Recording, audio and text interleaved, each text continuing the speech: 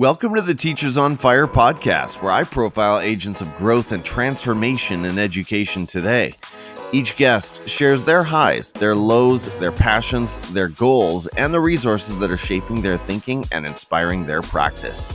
For show notes and links from each episode, visit teachersonfire.net. You can also follow the show at Teachers on Fire on Twitter, Instagram, and Facebook. And of course, please subscribe to the show wherever you listen to podcasts. I'm your host, Tim Cavey. Let's meet today's guest. Today, I'm excited to be speaking with Pernille Ripp. Pernille is a Danish educator living in the U.S., mother of 4, soulmate to an incredible man. She's also a highly recognized speaker, literacy expert, the creator of the Global Read Aloud, a prolific blogger, and the author of several books, including Passionate Readers, The Art of Reaching and Engaging Every Child. You can follow Pernille on Twitter at Pernille Ripp and visit her blog at pernillesripp.com. Pernille, thank you so much for coming on the show today. Are you ready to talk education? Sure, always. Why don't you start by telling us a little bit more about your current context in education? What does that look like for you on a daily basis? Well, I have the incredible honor of being a 7th grade English teacher at Oregon Middle School here in close to Madison, Wisconsin, in Oregon, Wisconsin. So that means that every single day I get to have my reality checked by about 75 kids. And it's the best job for me in the world. Because every time I think that I have figured out this whole teaching thing, my students bring me right back down and present me with a new challenge and something that I hadn't thought about, and they keep it real. So every day I get to go there, and then sometimes I get to travel around the world teaching other teachers, which is kind of mind-blowing and mind-boggling. And happens super organically through the blog. And so that is such an incredible honor because I get to take all of the lessons that my students have taught me and then spread them out to others so that they too can be impacted by the incredible kids I get to teach. And sometimes you can find me on my blog, well, maybe a couple times a week, where I'm sharing Pernille's random thoughts is what that blog should be. But when I'm not there, I'm at home hanging with my kids and my family. So there's definitely a lot going on, but it's all stuff that I'm super passionate about. And so I wish you could say it doesn't feel like work, but let's be real. It does feel like work, but it feels like really fulfilling, amazing work. And I wouldn't want to do any other work because I get to be with kids like almost my entire day. And it's just absolutely incredible. Well, I really respect the fact that you have stayed in the practice. You remain a practitioner, and I think that just gives so much more value to the stories and the insights that you have to share. So, Pernille, I'd like to start off by getting into story time. Speaking of stories, would you share with us about a low moment or an experience of adversity that you faced somewhere in your teaching or education career, and then explain how you overcame it? Well, I was thinking about the big moments, right? The watershed moments where you really realize that you've screwed up. But lately, I think I've been more focused on the everyday failures, the things that we carry with us as teachers because we feel so heavy by the time we get home. And all of the times that we've had to reflect on and kind of realize that you were part of the problem. And so when I look back on the past year, I could tell you lots of successes of kids that have, really embraced who they are and have told me how much they love our classroom and how safe they feel and how empowered they feel and how this has been one of their favorite years with reading and writing. But I could also tell you of the kids that I have failed, that despite my best intentions every single day of trying to make it matter and of trying to see these kids and helping them feel comfortable in our classroom, it just hasn't been enough. And so I think that's something that we all live with as teachers, and where then I might be a little bit different than others is that I write about that a lot and I share those failures and those everyday moments of feeling really helpless and feeling like you are not a good teacher, so that others can recognize that that's a completely normal feeling to deal with when you're in education, and that we can learn from so much from sitting in that feeling, not to wallow in it, but to reflect on it. And so, for example, I think about one child that I've had the incredible privilege of teaching this year who from the get-go was nothing but honest as far as their emotions when it came to English and reading and writing, and was quick to also say, it's not you, but it's everything that you're asking me to do. And how easy it is to then kind of just leave that child alone, right? Well, that's somebody else's fight. And yet we decided instead to continue the conversation. And I wish I could tell you that it was amazing and that the kid had this incredible reading experience, but that's not the truth. The truth is the child, if you spoke to that child, would still tell you how much they hate reading and writing and all of that. But I think what I've learned from that experience, that even if we're not seeing the results happen right in front of us, and even if we're not the best person for that child to help them change their identity when it comes to reading, writing, and even just school and feeling safe, the biggest thing that I can then do is make sure that I'm not a part of the problem.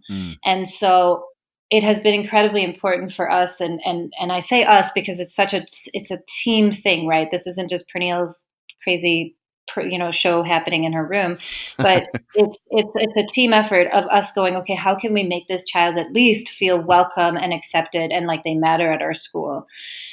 And so I think of the moments, right, with this child where I have felt like a complete failure, and like my best idea that I just came up with, that I knew was going to finally be the idea that changed something, completely failed and was just one more thing that didn't work. And yet that child will still recognize us and acknowledge us and tell us hello and speak to us. And sometimes that's the victory that we have to hang on to. And I think that that's what education really is, right? It's recognizing that we might not be everything a child needs, but as long as we're not further exasperating the problems or the inequity or the hatred that they have surrounding school or life in general or teachers or whatever it is, if we can be a part of the solution, even if we're not the solution, I think that's really huge. And that's what keeps me going, even when I feel like, what am I doing sitting here telling others my great ideas when some of my great ideas aren't working for all of my kids? What a powerful message to hear. And you're right. I think most of us struggle with imposter syndrome on some level. And the way that you share so transparently, I mean, if the great Pernille Ripp ever has moments of doubt or your confidence is ever, if you find yourself ever questioning what you are doing, then that does give me so much encouragement, so much inspiration. And so again, thank you for sharing those stories. You work in those middle years, as do I. And I think many times we are called to sow the seeds, and sometimes we don't see the harvest. Sometimes that comes later down the road. Very much so. It's a different ball game in middle school, that's for sure. Now, Pernille, one of the things that I noticed from you in the last few months was a phenomenal story. And as soon as I read it, I thought this would be so much fun to hear on Teachers on Fire. So if you don't mind, would you share with us about the encounter that you and your daughter had with the singer Pink? And if you don't mind, give us a little bit of the backstory and then walk us through what happened that special night with her. Sure. Yeah, it's been a bit of a whirlwind. And if you were to ask my 10-year-old daughter, she'd be like, well, I'm a little bit famous. And I always laugh at that because it's like, you're not, but I love that there's positive attention. And so it's a story that I think many people have, and a story that is really hard to navigate, especially when you're a parent. But our daughter was at a new school last year in third grade and pretty quickly became the victim of some really vicious bullying targeted by two other classmates. And it wasn't just the verbal. There was a lot of language thrown at her, language that she hadn't always understood, but that all of a sudden she would come home and ask us about, but also the physical aspects of it, her stuff being taken, her things being taken out of her locker, being pushed and kicked and shoved. She was hit. And it just continued. And this child that we had sent to school, who loved school, who was nervous about starting a new school, but was excited for new friends and was known as kind of this teacher pleaser, helper, all of a sudden became this incredibly withdrawn and angry child, and who would beg us to not send her to school. Who would beg us to please not leave her, who would ask us things like, can you survive without friends? and who felt so incredibly alone and unsafe. And it wasn't a failure on the school's aspect. It was one of those perfect storm moments where there were a lot of needs and not a lot of people. And these kids had figured out the system and had found a way to go after Taya, and they did. And so I wish there were so many lessons that we learned from it, especially from the parent role of like how loudly you have to shout to have your child recognized as a victim. And then also the self-doubt you walk through. There was a lot of conversations behind closed doors between my husband Brandon and I of just like, did we do this? Like, is our daughter somehow doing this? And how did we fail to raise her? Like, how does she become this victim? And it turns out that it's usually not because of how your child was raised. And we did check with the school, like, is this something she's doing? And they were like, no, it's not. And it just was a really horrific time, and it lasted months. And it lasted pretty much all of third grade. By about January, February, it started calming down a little bit because of some strategic classroom shuffling of children. And also just because we had so many people involved. And yet once the physical and the verbal assault stopped, we sat with a child who now had been through trauma, and we couldn't recognize the child. And I was sitting in a PD at my school, and we were learning about trauma's effect on the brain. And all of a sudden, I just had that moment of going, oh my God, that's my child. That is my child, that she now sees every situation as a negative thing. She's always wondering what's going to happen next. How is she going to get hurt? There was no trust in school. There was very little trust in adults in school. And so all of her schoolwork was completely paused because it was like we just had to get her back to being in a state of where school was not this place where she was up until midnight the night before, not being able to sleep because she was so anxious and worried. Right. And so we worked on that. And one of the tools that we used was music. I majored in music in Denmark, and have always loved Pink and her message of empowerment for all people and how she puts her neck out there. And I remember the song Perfect coming out when Tia was little, and I would blast it. And of course we would do the uncensored version. And I always tell my kids, I'm like, you can hear it, but you can't say it. And they're kind of like, well, you say it. I'm like, no, I don't. That's not true. But we just would blast her music, and especially the song Perfect, over and over. And I'd tell Tay, I was like, listen to the lyrics. Like, you are perfect to me. And like, change the voices in your head, because there was just this incredible self-doubt. And she started believing the words that were being thrown at her, that she was worthless, that she was ugly, that nobody wanted her, that they would be better off without her. And it just was like one defeat after another. But Pink's music became this anthem for us. And so when she turned 10, we were like, well, 10's a big deal. And I noticed that Pink was coming to Milwaukee, and I was like, here's our chance. Like, it's her first concert. This is going to be amazing. And so we got her tickets, and she was like over the moon, like, oh my God. And I'm like, yeah, this is a big deal. Like, and so we went, and of course got there early because she's never been to a show before. And, you know, we're sitting and hanging out in the seats and just people watching, and she's got her, you know, whatever it is, like $50 tour t-shirt, you know, and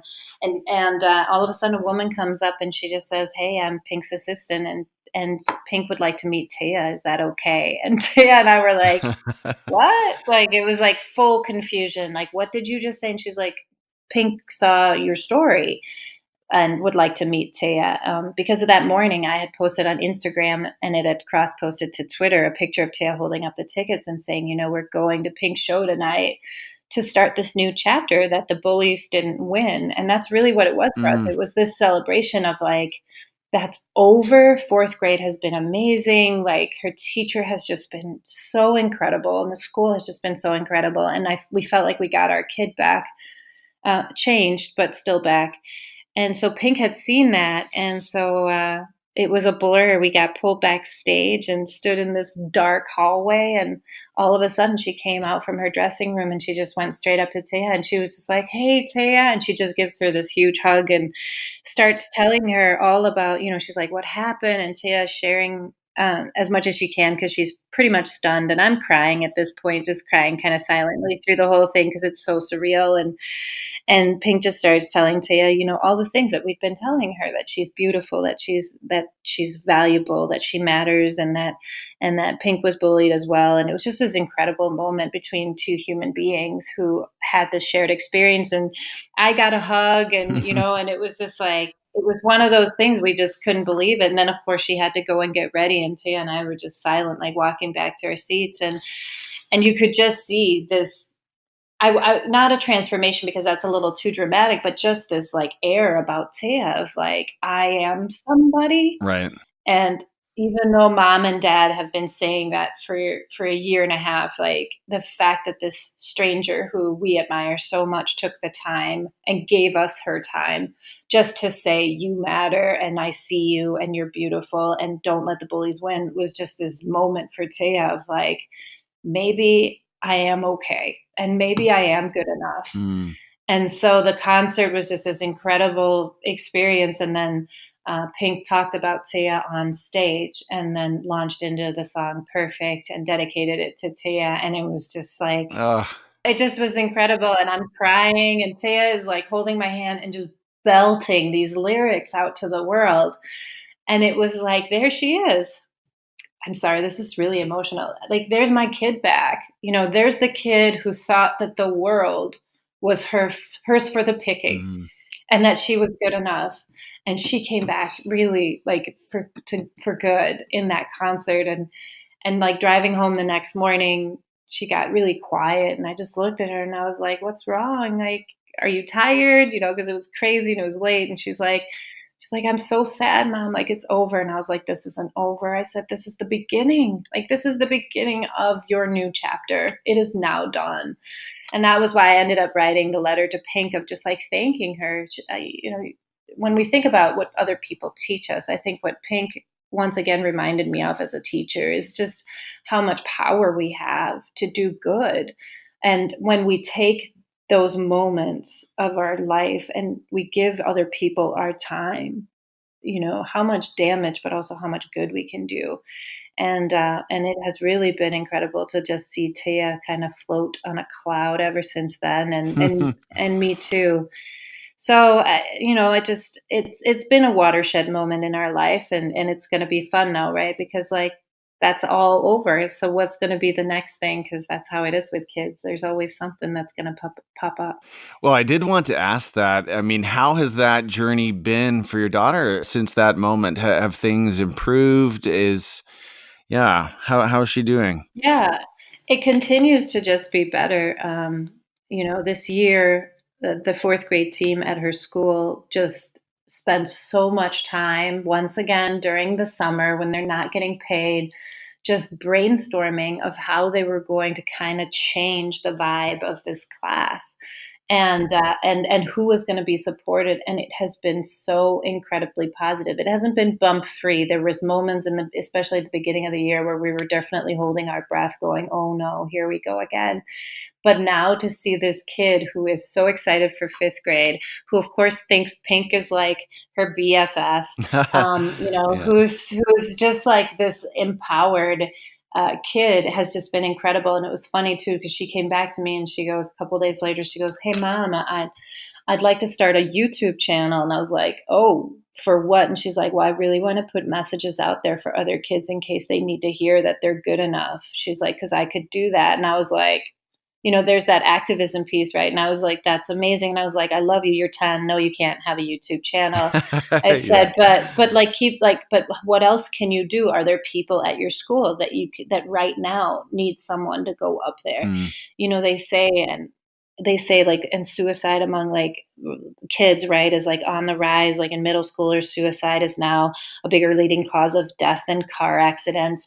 And I just think about that all the time. And then when they look at the research of like what stops kids from like committing suicide or thinking about it, is usually the power of one person. If a kid has one friend who's by their side, the chances of being bullied or being pushed into like these incredibly unhealthy social interactions are so much lower. Right. And I just think about like, Taya, maybe you can be the one for other people. And so it's been interesting to see, like, it'll be interesting to see long term, like how this plays out, right? Well, I love that, Pernille, and thank you so much for sharing. I think a lot of people will be blessed by that story. And Pink, if you are listening, thank you so much. Pernille, you chronicled all of this so well. It was moving for me to read. And I think that speaks to the power of writing and publishing. So do you have a quick word to share with educators out there who are maybe they've been intrigued by the thought of blogging, but they feel reluctant to take that step, to take that risk of, whatever lies on the other side of the publish button? Well, I think for me, it will always be that it has been such an incredible reward for me. I never meant to blog. My husband was the one that told me about education blogs, and maybe I would like writing because I think I wouldn't stop talking about all the things that I had going on in my classroom. And it was his way of being like, "That's great, go process it over here, and then we'll talk about it." But and it has changed my life, and that's not an over dramatization. Like, it has completely and literally changed my life. I wouldn't be speaking to you if it were not for writing and reflecting and that blog that started so many years ago now. But there's also a dark side to it, and so I think you need to be really aware of that the minute you do publish anything, while the benefits are incredible, and especially the human benefits as far as the connections I have made with other human beings, the network that I have, the people that I call mentors, the people that I'm connected to, all come from that blog. There is also that you have to grow a little bit of a thicker skin, and you also have to do it for the right reasons. And so why I tell people, I don't always tell them to publish, but I tell them instead, like, reflect. And whether that's publicly, like on a blog like I do, and I'll tell you, like, the reason why I reflect publicly is because it keeps me honest. What I'm writing about is actually what's happening in the classroom. And and if it's not, I could be called on that out on that super easy. It also just keeps me accountable to, like, these are my hopes and dreams, and this is the teacher I want to be. Right. But at the same time too, like, you can do that without the publishing aspect of it.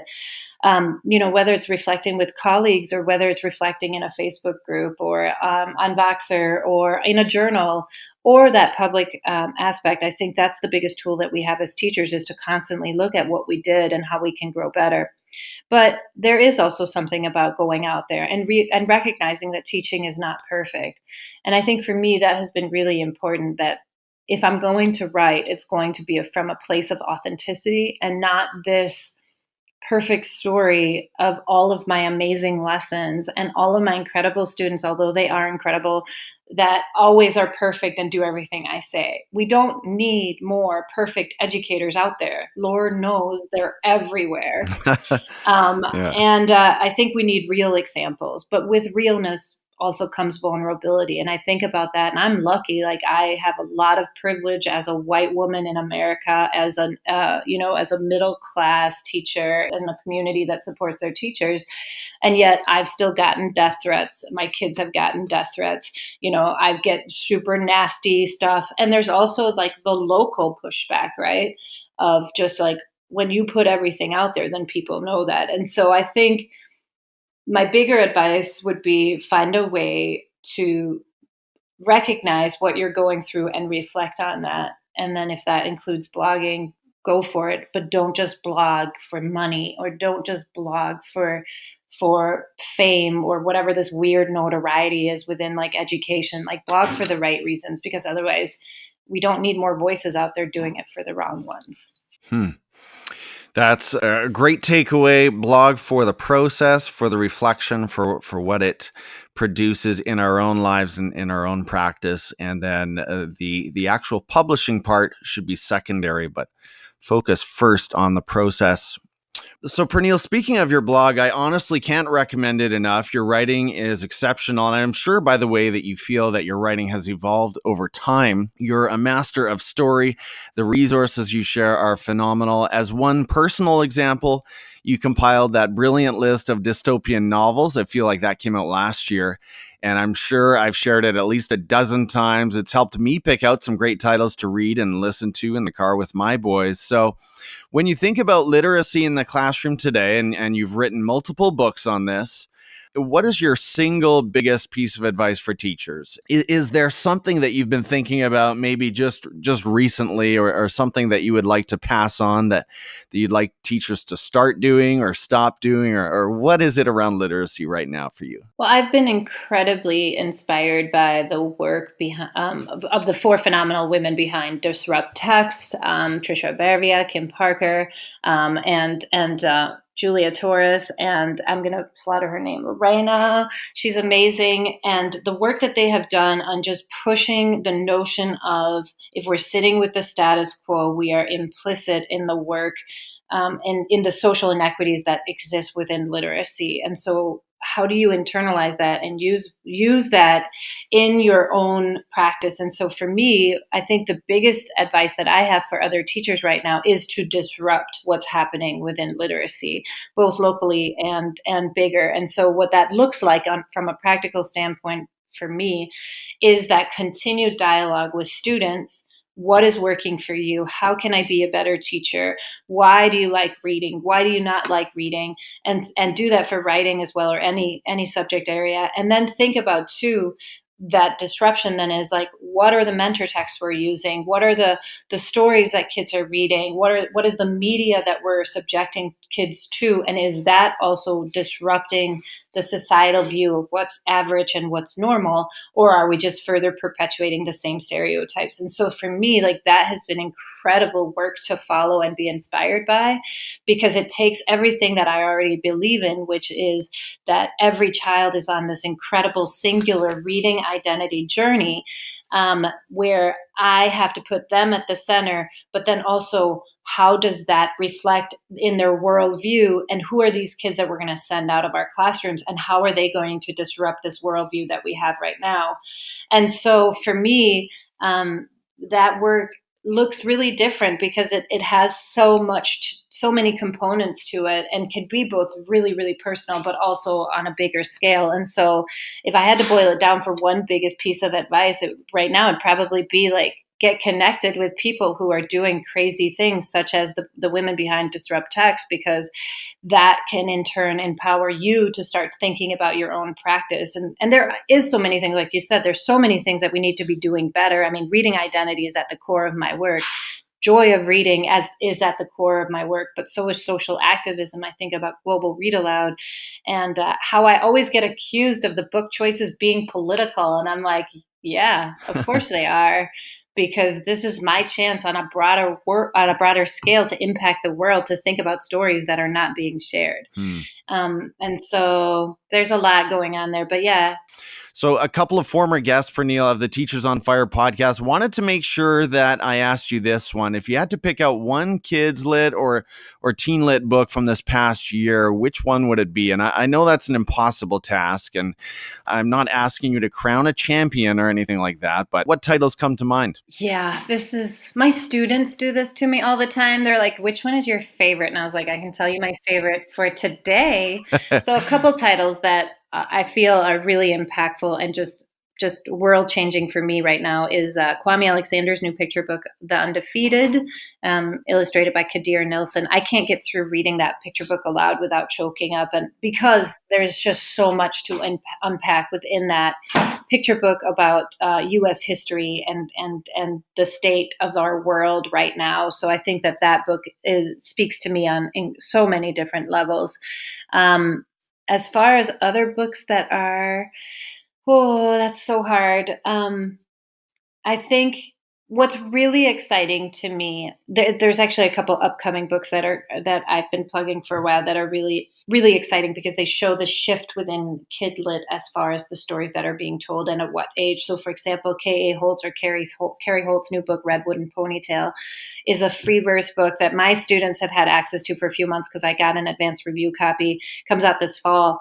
And it's a middle grade story featuring two girls who realize within the book that they have feelings for each other.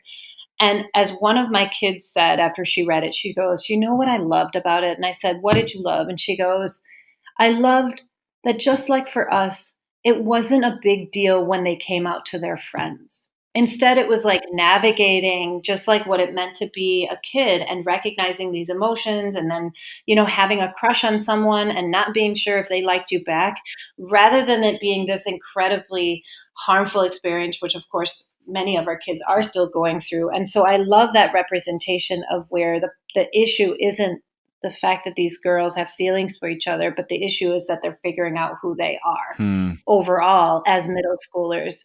And so that book just gives me so much hope because I feel like it's such a beautiful example of just the better representation that is still very, very in the infancy stages. We need way more representation. We need way more books. But it gives me hope that these stories are being written and being shared and being published, because they were being written before. They just weren't being published, and now they're out there on a mass market.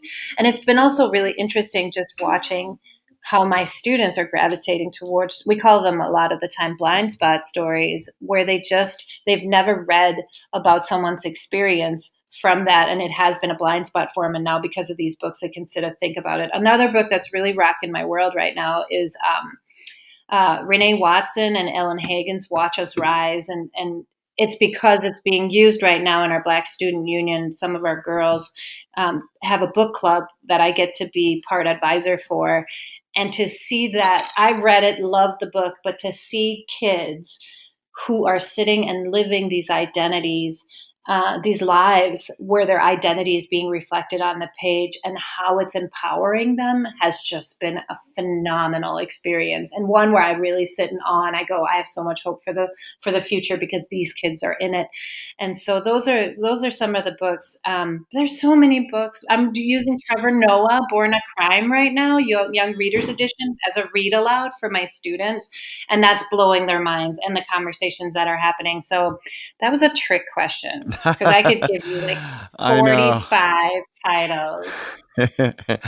Well, that last one, Born a Crime, my wife and I listened to a lot of that audiobook. It was really her, and I just happened to be around her a lot. And so he's got a phenomenal story to share. But in the bigger picture, what I hear you saying, Pernille, is just recognizing the power of story and voice. And as you said, it's not necessarily intended to be partisan, but it does become political in a sense, right? Because that is the power of literature, is to represent the voices of those who maybe can't speak for themselves or are underrepresented in our process today. I think it's interesting too that things like understanding and empathy and kindness and hearing about other people's stories has been politicized, because it's like, how is that a political thing? That should just be a Yeah. human thing. Like, how can I be charged with being political when it's really just about understanding? And so that, I think it's a very snapshot of our society and how polarized it is, at least in the U.S. right now. Mm-hmm. Okay, so I'm going to ask you a few questions just to sort of unpack the person that you are, starting with your professional goals. Is there something that you look back on this year and say, I want to improve in my practice this coming year? Or maybe is there a project that you're currently working on? I hinted at another book. Is there another book on the way? Tell us what's going on with Pernille Ripp right now. I'm always reflecting and growing. And so my goals right now are to become a much better teacher of writing, and especially writing as a tool for social activism for our students. And then I want to continue my own work as far as just unpacking my role as part of just bias and equity and anti-racism, and how can I bring that into the classroom as I'm unpacking all of that. So I'm on a very personal journey as far as within that work, and getting inspired by a lot of people, and also having some really hard reflection in that's impacting my work. And so, yeah, there's a book in there that's kind of being written, and it's more just it's a zoom in to our classroom as far as like, it's like it's not taking passionate readers, but it's kind of like people read passionate readers and they're like, I love it and I love all the ideas, but what happens on day 1 and day 17 and day 47 and then day 138 when the same kid is telling you that they still hate reading?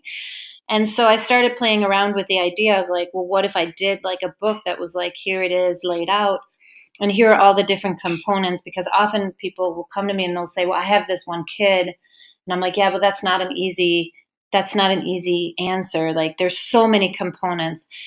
I started writing the book and then I stopped because I recognized that right now I needed to grow a lot more. And so that's why I'm saying, like, right now it's like in the baby stages. Like, there's ideas, but it really just means that the next couple of years I'm just going to be learning and paying attention, and my students are going to be teaching me. It also came from my students. They were like, can we be in a book? We have things to say.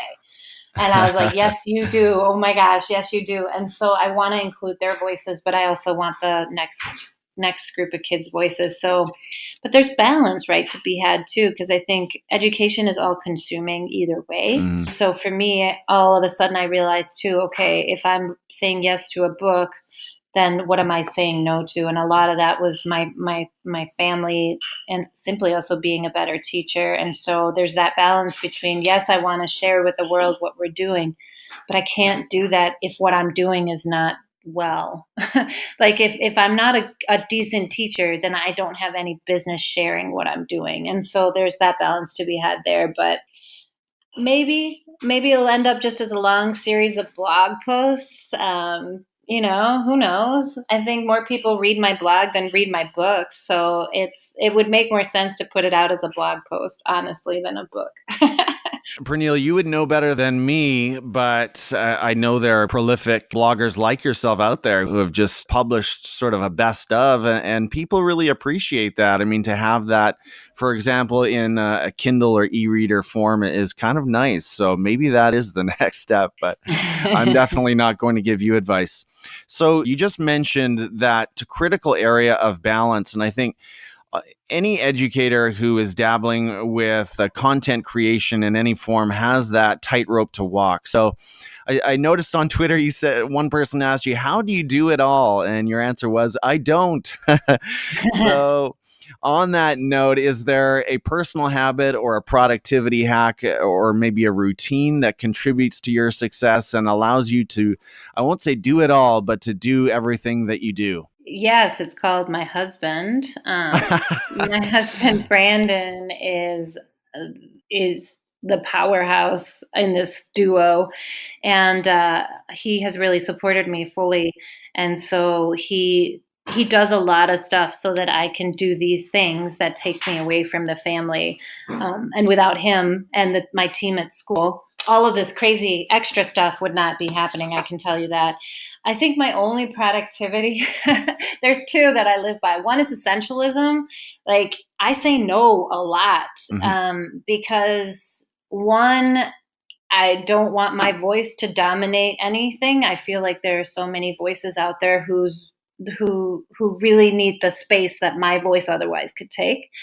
And two, I don't want to do everything. Like, if I say yes to something, I want to give it my, like, 100% of me and my passion and all of that. I don't want to commit to something that I'm not going to, like, just give my best on. And then my other one is just my close friend will tell you, like, I'm a task slayer. Like, I am all about, like, if stuff pops up in my email, I get it done that day. And so unless it's like a bigger thing, because if it sits there and waits and lingers, it's not going to get done. And so I've gotten really good at being really efficient with my time. And I will say, like, blogging for me, those are first drafts.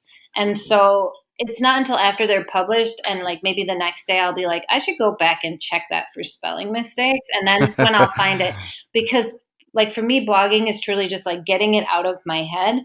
And then other stuff, you just create routines. Like, I think about the global read aloud. This is the 10th year. And so I've got, like, systems set up because it's just me running it. I'm headquarter.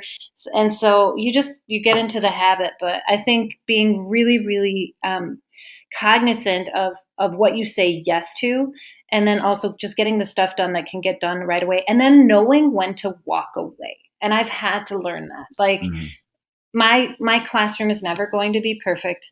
My lesson planning is never going to be perfect. There's always going to be so much more that I can do if I want to sacrifice my personal happiness for it. And at some point I don't, because my kids need me. And so, like, when I get home from work, I put my phone away, and I try to be with my kids and present until they go to bed. And once they're in bed, that's when I then get stuff done. And then I try to get some sleep after that too. Wow, that was gold, Pernille. And there's so much I'd like to ask you. I'd like to actually hear about your sleep window and so so many more questions, but we need to move on. I do want to ask before we get into the quick picks. Okay, I like to sort of get a snapshot of you from outside of education. So if we can put the school and the lesson plans and literacy aside, what is something else that ignites your passions and brings you alive as a human being? I'm learning how to relax. And that sounds dumb. Like, that sounds like it's not a hobby or anything. But I like being busy, but I've had to rewire my brain that busy also means like reading a book or hanging with my kids. So a couple of things that I'm like passionate about right now in learning how to relax is like cooking really good meals for my family. I love to bake. I've always been a baker, but also gardening. And so it's just like all of that, like, how can I walk away from my computer and have a better life? And every day I write down like all the things that brought me happiness. As I make my to-do list for the day, I look back at the previous day in my bullet journal, and it has been really huge for me because I started to recognize that taking the time, for example, to do 5 minutes of yoga every morning, going for a walk, cooking a decent meal, reading books to my kids, and all of that, that was like my hobby. Because I had this moment of like, man, I'm not learning anything. Like, all these people are learning how to do stuff. My husband's like super into like teaching himself stuff. And then I realized my thing isn't that I need to learn more, because I already do that with all my schoolwork. Like, I'm constantly reading PD books and listening to podcasts and pushing my thinking. My my goal is to like stop learning and just being. And so that has been huge for me. And I'm super pumped for summer because we're traveling and we're hanging by the pool and I'm reading books, and I'm going to hang out with my kids because they're growing and they're huge and they're super fun to be with most of the time. Most of the time. Amen to that. Okay. Well, Pernille, it's time for your quick picks. And here I'm interested to know, who are the education voices and resources that are shaping your practice and inspiring your thinking today. So, starting at Twitter, tell us about someone we should follow there and share why they've been inspiring you lately. So there's a couple. I feel like I keep cheating. Deb Reese and the rest of the Diversity Jedi has been really transformational as far as pushing my thinking, holding me accountable when I am screwing up, which I do all of the time. Um, so that work has been foundational in shifting my practice and giving me inspiration. Also, Valeria Brown, behind CleartheAir, is just, I mean, talk about an incredible free PD happening all year on Twitter and really pushing conversations within, and not just equity, but just like in life in general. And then I think also, like I mentioned, the women behind Disrupt Text have just been so incredible. So that would be Kimberly Parker, or Dr. Kimberly Parker, Julia Torres, Lorena German, and Trisha Bervia are all people that I tune into a lot. And I think that's been a huge thing for me this year, is just like diversifying my Twitter stream to kind of move away from people who not just look like me, but also were thinking along the same ways as me. Like, I was recognizing that I needed to be in spaces more where I was just totally clueless and I got to be a sponge. And all of the women that I have mentioned have definitely just allowed me to learn so much, and hopefully have helped me become a better practitioner, but also just a better human being overall. And I get excited when I see what they share and the work that they're pushing out there. Point us to an ed tech tool that you currently love using in your classroom or somewhere in your professional practice. I'm like super blank on this because we don't actually use a lot of tools in our classroom, which is weird, but I really love my AirPods. That's going to be my tech tool because they're really fantastic as far as just me. I'm an introvert, so being able to put in just anything that can allows me to shut down. So here's why I had a hard time, because like we use whatever tools my students need. So it might be like Skype or Twitter or the Chromebook suite or Google Classroom. But I feel like for me, it has been so much more about not picking certain tech tools and instead just like, what do we need to make this impactful and powerful and valuable, which is kind of the spirit of the global read aloud as well. Like there's no official tech tools, because it's just like whatever works for you. And so it changes every year. And it's truly like what my students bring in and they're like, let's do this. I'm like, all right, sounds good. But then we've also tried to step away from tech as we're going one-to-one Chromebook this coming year. We've really tried to reclaim paper and pencil and handwriting a lot more in order to practice certain skills and practice being communicators in a different way. So that was a hard question for me as I reflected on it. Well, you just slipped in handwriting there, and I am biting my tongue because I'd love to hear your thoughts. I know you've got some, I can tell, but let's move on.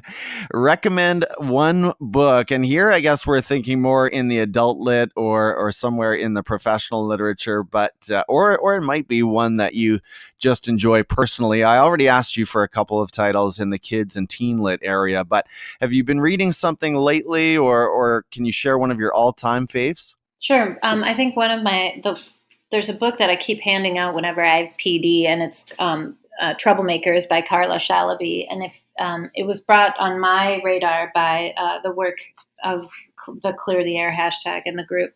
And Carla just is this incredible researcher that goes out and just looks at kids and doesn't present answers as far as like, here's what you should do as far as kids who feel disconnected from school, but really just allows us to sit back and go, oh my gosh, what are we doing to these kids who are coming to us, and then get this label of troublemakers. And it has just been such a profoundly impactful book for me, because it took all of the things that I've been writing about and speaking about and thinking about for 11 years now, and just put it much more succinctly and so much better. And so it's been so great to be able to take this book and hand it to others and say, just sit with this book. And even in the introduction, she talks about, these kids that constantly get labeled as, frequent flyers or whatever it is. We label them in order to not call them troublemakers. Like, Right. What if we saw them as canaries in our gold mine, and that they were the ones that alerted us to the poison in the air of our schools? And like, that has just been so transformational and empowering in what I've been trying to do within my own classroom, as far as the humanity that I want to protect in these kids that are coming to us, and really keeping behavior at the core of the conversation, as far as like, this is a way they're communicating, and how can we tap into that? And so I love that book. I don't read a lot of adult books. I think they're really descriptive and boring, which is not true. And then I always get a ton of recommendations for books. But I have really been digging Amanda Lovelace's poetry lately. The Witch Doesn't Burn in this one, and The Princess Saves Herself in this one. And I've also been able to bring some of those into my classroom and turn them over to some of the kids, and they've loved them as well. Are you a podcast listener? If you are, I mean, all of our listeners clearly are. Tell us about one that you are enjoying and explain why. So one that we've been loving, and when I say we, I mean my teaching team, is the More Perfect podcast from NPR, which takes Supreme Court cases and like breaks them down and goes into further detail. It's also one that we've been listening to as a family, because all of a sudden it just talks about history and why our society is the way it is. And so if you haven't checked out More Perfect, that would be a huge one. But I bump around a lot for podcasts. I tend to follow people and thoughts rather than specific podcasts. But I know that there's so many just incredible stories being shared out there. It's super fun to go into Stitcher or into like the podcast store and search for people and see all the different places where they've been speaking, or just ideas, and then see what's out there on it. So I do love podcasts, especially when I'm driving, because it's just like one more way to like blow your mind, right? To like walk away with new ideas. And for those people running it, like you, like, thank you. Like, you are helping everybody else learn a lot more. Well, thank you so much. And did I hear that Stitcher is your platform of choice, your favorite podcast app? It is. Yeah, it just makes my life easier for some reason. Last question, Pernille, just for fun. What are you or maybe your family watching on Netflix these days? Well, we have been totally obsessed, of course, with HBO and Game of Thrones. And so we've actually been slacking on our Netflix watching. I think I've been watching a lot of Danish TV. I'm from Denmark, and they have an app where I can watch. So, for example, I was just watching Nikolaj Coster-Waldau, who was Jamie Lannister on Game of Thrones. took a film crew through Greenland and did 5 episodes on it. So I know we have a couple of things that we want to like start binging on in Netflix, like Derry Girls. We've been watching Sex Education too, which was really funny and highly inappropriate for anyone young. But, just we don't watch a lot of TV, mostly because I fall asleep. So it's not one of those like, oh, TV is so beneath me. It's more like, no, I just fall asleep. That makes a lot of sense.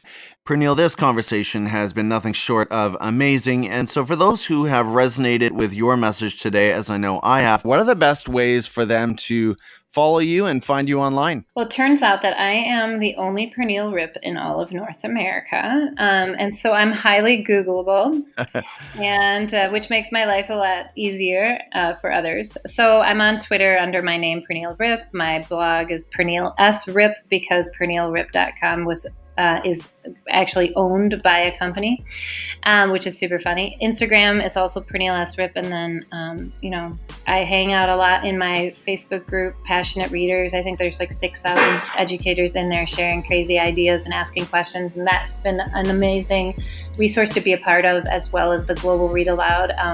And that can be found on the globalreadaloud.com.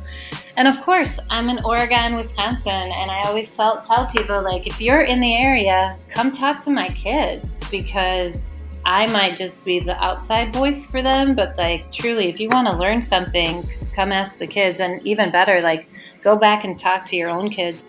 I say this all the time when I'm out speaking, which is probably stupid of me, but I'm like, we have the best professional development sitting right in our classrooms. And I think we forget that sometimes. And so tap into the voices that so want to be heard within your own community. But if you are ever in Oregon, Wisconsin, come on by. We are hanging out, hopefully doing something worthwhile. Who knows? Might be one of those days, but you're more than welcome to come. Well, thank you for that invitation. That would be amazing. Again, thank you so much, Pernille, for sharing your time with the podcast today. With everything that you do say no to, I'm so thankful for this yes, and enjoy the rest of your Sunday. Best wishes for a relaxing and refreshing summer with the family. Take care, and let's talk again soon. Sounds good. You too. Thanks a lot. Thanks for joining me today here on the Teachers on Fire podcast. For show notes and links from this episode, visit teachersonfire.net. You can also follow the show at Teachers on Fire on Twitter, Instagram, Facebook, and Medium. And again, please do subscribe to the show wherever you listen to podcasts. Next, I'll invite you to leave any questions, suggestions, or feedback in response to anything you hear on the Teachers on Fire podcast using the Anchor app. Just find Teachers on Fire on Anchor right there in your mobile device. The rest is easy, and I'll be happy to play your voice message here on the show. I'd also like to thank all those who encourage and support the podcast on Twitter, and that's where I spend a lot of my time in between episodes. At Mr_J_Mayor tweets, I'm proud to teach across the hall from one of the top 30 IT influencers of 2019. Congratulations, Teachers on Fire, on this accomplishment. Jordan is referring there to a list that came out this week from edtechmagazine.com that included me and the Teachers on Fire podcast in a list of 30 must-read K-12 education IT influencers. Thanks for this shout out, Jordan. Jordan is a great friend and a thoughtful educator, and I'm equally proud to teach across the hall from him. I'd strongly encourage you to give his blog a follow at mrmayor.ca. Next tweet, at Bartlett Health, and that's Jeff, tweets, commute podcasts this week. And I'm going to read his lineup that he posted. This is what he was listening to through the week. First up, he's got at Brainwaves. They've got an episode called Learning Through History. Then he's got at Teachers on Fire, episode 85 with Andrew Milne. Then he's got at HBO Chernobyl podcast. And it's interesting. That one was recommended by Andrew Milne. So I don't know if that's how Jeff got onto it, but that one seems to be drawing a lot of listens as well. That's at HBO Chernobyl podcast. And then one I'm not familiar with, at SYSK podcast, and that's an episode called How Barcodes Work. Thanks for that, Jeff. Not only do I appreciate the shout out as a podcast addict myself, I'm always interested to hear what other people are listening to as well. Next up, we've got at Hess Teacherist, and that's Deanna, tweeting, just caught the at Teachers on Fire podcast with Tara Martin EDU, and I'm super excited for her picture book and message. I use picture books with my seniors when I teach the narrative unit, and I can't wait to make this book a part of the class. It'll be a great exemplar for the college essay. Thanks so much, Deanna. My conversation with Tara Martin back in episode 82 is still drawing great reviews, so if you haven't caught that one yet, be sure to check it out. And one more tweet, this one from at Nicole, and that's NICO1E. That's Nicole Jarvis. She tweets, I'm on a third repeat of this podcast episode with at Mama Wolf to 2 and Teachers on Fire. Super grateful to be able to reflect on others' lived experiences in education. Topics include navigating parent conflict, self-care, hyperdocs, podcasting with students, and more. Well, a huge thanks for that one, Nicole. I don't often hear about a triple listen, so I'm thrilled to hear that Jennifer's message resonated with you. And yes, if you haven't heard Jennifer share her story about going from burnout to Teacher of the Year, make sure to catch her on episode 84. I will also invite you to check out the new Teachers on Fire magazine on Medium. And this is a really exciting project that I started earlier this year. Our most recent article is called Leadership Lessons, Thermostat versus Thermometer. And that one is by Justin Belt. Justin writes, the power lies in the small intentional changes. Whether high-fiving students in the hallway or opening class with culture and community building activities like welcome circles, each thing that happens with the goal of establishing a mindful, self-aware, and bonded community of learners serves to establish a new temperature. Justin is putting out great stuff. Really appreciate his place on the team. And then the second piece to come out this week is from Caitlin Giordano, and she published one called On Teaching Writing. Caitlin writes, change is coming. As educators, we need to continue bringing writing to the foreground, bringing attention to its influence, and lay the groundwork for this change. We need to ensure we have the tools needed to help students find their voice. So good. The Teachers on Fire magazine is a Medium publication, and you'll find it on medium.com or on the Medium app. If you're already an education blogger, consider joining our growing writing team. You can continue to publish content on your own blog, and you keep full credit and ownership of your content on Medium. Message me at Teachers on Fire on any social media platform for more details. Again, I'm your host, Tim Cavey, and I'm so grateful that you decided to spend some of your day listening to this podcast. Wherever you are, whether you're working out in the gym, driving on a long commute, washing dishes, in the shower, wherever it might be, I hope that in some way this content ignited your thinking and inspired your practice today. And I'll meet you next week right here on the Teachers on Fire podcast.